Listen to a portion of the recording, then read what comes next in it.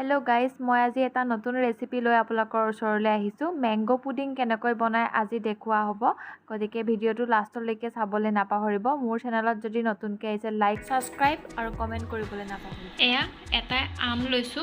তো পকা আম আৰু এচামুচ কৰ্নফ্লোৰ লৈছো 7 চামুচ চেনি লৈছো 1 কাপ গাখীৰ লৈছো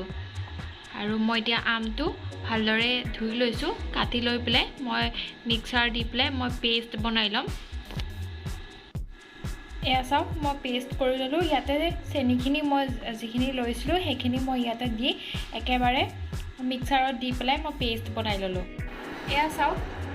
কেৰাহীখন গৰম হৈ গৈছে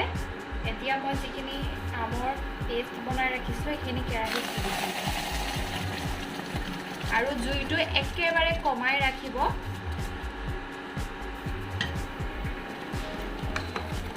মই একদম জুইটো কমাই দি এতিয়া অকমান সময় এনেকৈ লৰাই থাকিম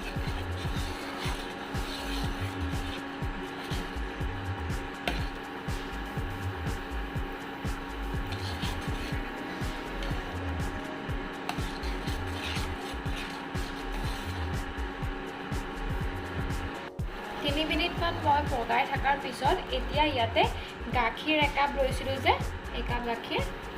গাখীৰতে মই আধা চামুচ কৰ্নফ্লোৰ মিলাই দিম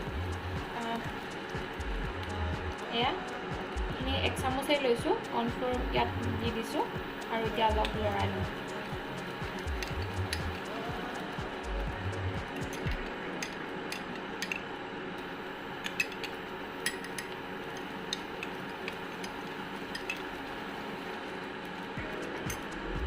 সব এইখিনি গাখীৰ ইয়াত ঢালি দিছো এতিয়া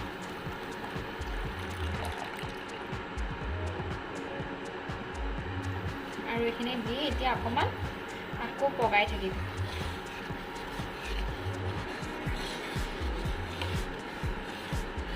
অলপ থিৰ হৈ যোৱালৈকে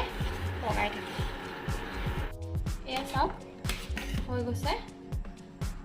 মই এতিয়া এইখিনি ভালদৰে কাঢ়ি ৰাখিম চাকিটো ষ্টিকি টাইপ হৈ গৈছে এইখিনি এতিয়া মই 1 ঘণ্টাৰ কাৰণে আইচ বক্সত ৰাখি দিম